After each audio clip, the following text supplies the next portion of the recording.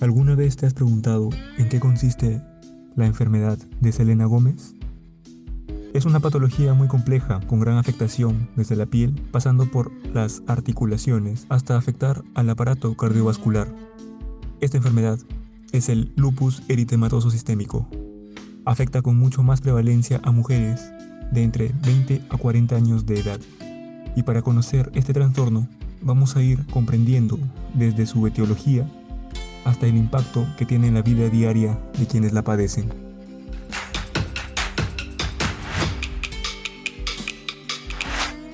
El lupus eritematoso sistémico se define como una enfermedad inflamatoria multisistémica de carácter crónico, de causa desconocida, en la que se produce una lesión tisular citológica por depósito de autoanticuerpos e inmunocomplejos.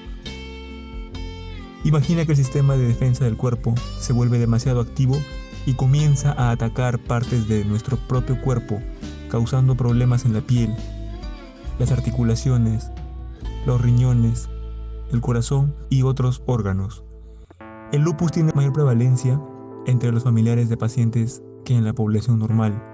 Parece existir una asociación con el HLA-B8, el HLA-DR3 y el HLA-DR2. El factor genético más relacionado con el lupus es un alelo defectuoso de clase 3, es el C4AQO.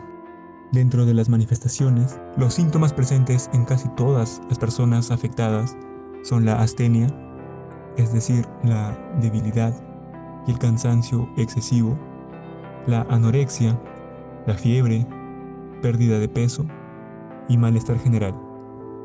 Los dolores musculares y articulares se mantienen constantes y son el principal motivo de consulta. En el 10% de los enfermos se observan deformidades reducibles en flexión, desviación cubital, laxitud articular y dedos en cuello de cisne, debidas a la inestabilidad articular por la laxitud de los tendones, ligamentos y la cápsula articular. La necrosis avascular de la cabeza del fémur y humeral puede también estar presente hasta en el 30% de los casos y se relaciona en la mayoría de las ocasiones con la administración de los corticoides, que es parte de la terapia de esta patología. Dentro de las manifestaciones y afectaciones por aparatos, a nivel cutáneo, casi el 60% de los enfermos con lupus tienen fotosensibilidad y su expresión clínica es una forma de lesiones agudas, subagudas y algunas veces como forma de ampollas y forma de urticaria.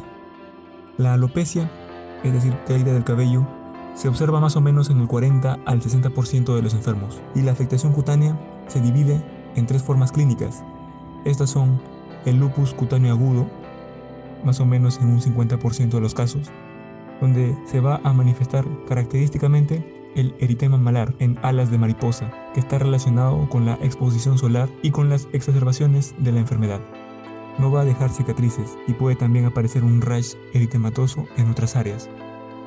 Esto aparece fundamentalmente en la cara, cuero cabelludo, cuello, región del escote, hombros, superficies de extensión de los brazos y dorso de las manos.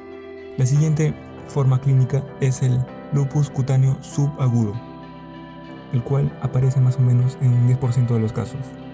Son lesiones en forma de pápulas eritematosas de distribución simétrica con tendencia a confluir con región central, que no dejan cicatrices tampoco, pero pueden dejar una zona de hipo o hiperpigmentación, afectando los hombros y las superficies de extensión de los brazos, la región del escote y la región dorsal del tórax. Se van a distinguir dos tipos morfológicos, dentro de estos el psoriasiforme y el anular policíclico. A menudo tiene manifestaciones articulares y fotosensibilidad. Por último, la otra forma clínica es la del lupus cutáneo crónico, donde incluye al lupus eritematoso discoide, donde es la forma más frecuente del lupus cutáneo. Estas son placas eritematosas elevadas, escamosas, en folículos pilosos. Estas van a dejar cicatriz y se acompañan de alopecia cicatrizal permanente. Se va a encontrar más frecuente en las zonas fotoexpuestas como la cara, cuero cabelludo, cuello y región auricular. Otra forma crónica es el lupus profundo, que consiste en nódulos subcutáneos indurados que respetan la epidermis y se van a localizar principalmente en las extremidades, dejando atrofia. En el 70% de los casos se acompañará de lesiones de lupus discoide. Y por último, la otra forma de lupus cutáneo crónico es el lupus discoide hipertrófico. Sus lesiones tienen un aspecto verrugoso hiperqueratósico. A nivel hematológico, lo más frecuente es una anemia por enfermedad crónica, donde también puede haber anemia hemolítica, la cual es menos frecuente que la anemia por enfermedad crónica, pero constituye un criterio diagnóstico. Asimismo, si se asocia la anemia hemolítica con trombocitopenia o neutropenia autoinmune, se va a denominar como síndrome de Evans.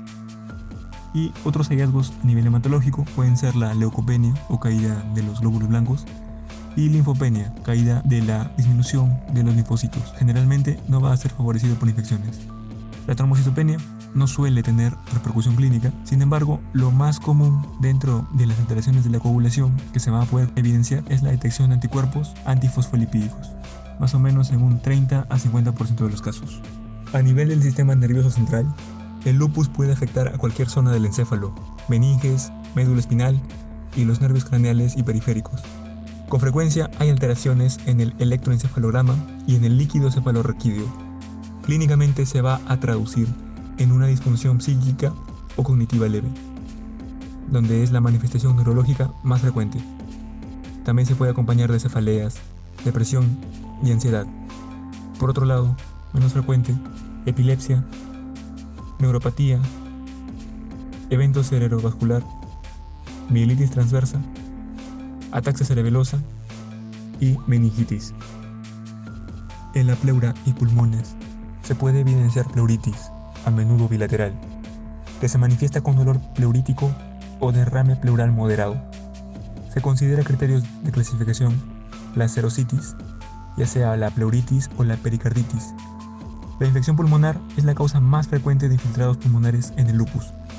La neumonitis aguda, lúpica, es una manifestación grave pero poco frecuente, que tiene un infiltrado pulmonar difuso de predominio basal en una radiografía de tórax. Otros enfermos desarrollan una neumonitis crónica, pero que es extremadamente rara.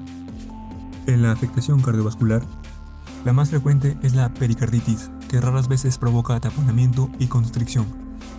Son menos frecuentes la miocarditis, endocarditis verrugosa de Lehmann-Sachs, y entre las manifestaciones vasculares destacan el fenómeno de Raynaud, en un 20% de los casos, la hipertensión arterial secundaria al tratamiento con corticoides, y también puede haber nefropatía, además de trombosis venosa y arterial.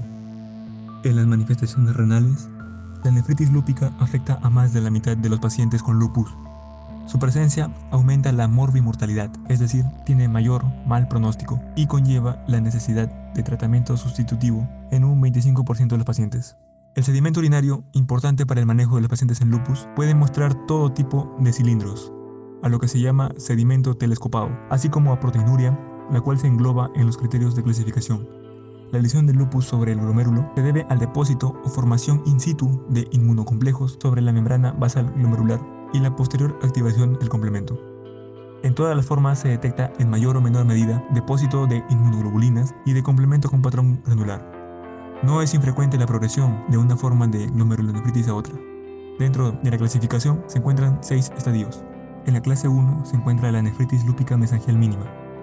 La clase 2, la nefritis lúpica proliferativa mesangial, donde se va a encontrar microhematuria o proteinuria pero en rangos no nefróticos y el pronóstico suele ser favorable. Es la afectación renal más frecuentemente encontrada en los pacientes asintomáticos. En la clase 3, la nefritis lúpica focal, hay una alteración de nefrótico, hay hipertensión y aumento de la creatinina sérica.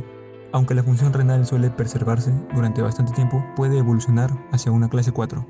En la clase 4, la nefritis lúpica difusa, hay alteración de más del 50% de los glomérulos. Es la forma más frecuente y grave en pacientes asintomáticos y la más frecuentemente biopsiada. Se asocia a títulos elevados del anti-DNA e hipocomplementemia. El síndrome nefrótico es común y se acompaña de hematuria, insuficiencia renal, hipertensión y cilindros hemáticos. Son típicos los depósitos en asa de alambre y también puede encontrarse necrosis fibrinoide, así como cuerpos hematoxinofílicos. Las formas proliferativas focales y difusas pueden evolucionar hacia la glomerulonefritis rápidamente progresiva con formación de semilunas. En la clase 5, la nefritis lúpica membranosa, se evidenciará proteinuria o síndrome nefrótico con función renal normal, pero puede deteriorarse a través del tiempo. Asimismo, cursa con hipertensión y microhematuria. En la clase 6, la nefritis lúpica con esclerosis representa la fase final del daño renal producido por la enfermedad. Esta ya conlleva el tratamiento renal sustitutivo o diálisis. A nivel gastrointestinal, los más frecuentes síntomas son inespecíficos, como la anorexia, náuseas, dolor leve y diarrea. Sin embargo, la más grave es la vasculitis intestinal y otras asociadas son la ascitis y alteraciones de las enzimas hepáticas. Por último, otras manifestaciones incluyen los abortos en el 30% de los embarazos, la queratoconjuntivitis seca, la vasculitis retiniana, esplenomegalia, adenopatías, la secreción inadecuada de la hormona antidiurética o el hipotiroidismo subclínico, y rara vez evoluciona a amiloidosis. Para el tratamiento, recientemente se han publicado los nuevos criterios de la clasificación. Estos criterios son los ACR-EULAR. Tienen una sensibilidad del 98% y una especificidad del 96%. Para ser clasificado como un lupus, los pacientes deben presentar un título de ANA mayor o igual a 1/80 y cumplir más de 10 puntos y tener al menos un dominio clínico. Se contabiliza si no hay otra causa más probable. Solo se cuenta el criterio más alto de cada categoría. Y en esta tabla se muestran los diferentes dominios. La fiebre suma 2 puntos, el dominio cutáneo es variable, el dominio de la artritis, neurológico, serositis, hematológico y renal. Y a nivel inmunológico también suman puntaje los dominios de anticuerpos antifosfolípidos, el dominio de proteínas de complemento y el dominio de anticuerpo altamente específico. Finalmente, en el tratamiento se debe tomar las medidas generales como evitar la exposición a los rayos ultravioleta en los enfermos con fotosensibilidad, prestar una adecuada atención a las situaciones que pueden reactivar la enfermedad, como por ejemplo el embarazo, abortos, infecciones, intervenciones quirúrgicas y toma de anticonceptivos. En el tratamiento farmacológico está indicado los AINES para la fiebre, las artralgias, las artritis y las serositis, que sean moderadas. Asimismo, en todos los pacientes se debe usar antipalúdicos como la hidroxicloroquina, que inicialmente está destinado al tratamiento de las manifestaciones menores de la enfermedad, como las manifestaciones generales y las cutáneo-mucosas y las articulares.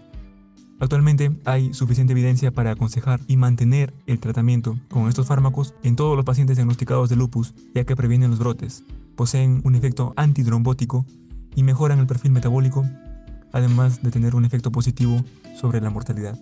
Se prefiere a la hidroxicloroquina que a la cloroquina porque tiene una menor tasa de efectos adversos, especialmente a nivel ocular. Otro fármaco que se usa son los corticoides. Su uso se debe restringir, si es posible, al periodo de brote y después ir bajando la dosis de forma paulatina. A bajas dosis se usan en artritis y serositis, mientras que a dosis altas sirve para la afectación en el sistema nervioso central, glomerulonefritis proliferativa, neumonitis, anemia hemolítica autoinmune y la púrpura trombótica grave. Los inmunosupresores se van a emplear en pacientes con afectación grave que no responden al tratamiento con corticoides a dosis altas o como fármacos ahorradores de corticoides. El metotrexate puede ser útil en la afectación articular persistente. En pacientes con nefritis lúpica clase 3 y 4 se va a recomendar la ciclofosfamida en pulsos, ya sea mensuales o quincenales, especialmente en aquellos casos con deterioro grave de la función renal, con una creatinina mayor a 3 mg por decilitro. O también se puede usar micofenolato de mofetilo. Otros inmunosupresores que se pueden usar son la ciclosporina, tacrolimus y la azatioprina. El belimumab es el primer fármaco biológico aprobado para el lupus. Inhibe la proteína estimuladora de linfocitos B y está indicado como tratamiento adyuvante en el lupus activo con anticuerpos positivos y un alto grado de actividad a pesar del tratamiento estándar. Sin embargo, su uso no está aprobado en la afectación del sistema nervioso central ni en la nefritis lúpica grave. Se recomienda el control de inmunoglobulinas a los 3 meses. Por último, otro fármaco anti-CD20 como el rituximab es utilizado en casos refractarios al tratamiento convencional, especialmente en la nefritis lúpica, aunque también en alteraciones hematológicas o alteraciones neurológicas graves. Finalmente, en el lupus hay una evolución crónica y cursa con periodos de actividad y de remisión. Se ha comunicado diversas causas que desencadenan su comienzo o su exacerbación, como las infecciones, las intervenciones quirúrgicas, exposición solar, embarazo, toma de anticonceptivos o abortos. La supervivencia ha mejorado, siendo mayor al 75% a los 10 años del diagnóstico. Los principales factores que influyen en el pronóstico y la mortalidad será el grado de proteinuria y de uremia, la anemia de cualquier tipo y la afectación del sistema nervioso central. También indican mal pronóstico la hipoalbuminemia, hipocomplementemia, hipertensión arterial y la trombocitopenia. Otras causas de morbimortalidad muy frecuentes son las infecciones, la nefropatía y las lesiones neurológicas. Es fundamental el manejo multidisciplinario, comprensión y educación de los pacientes. Infórmate, no te automediques. Medica Net.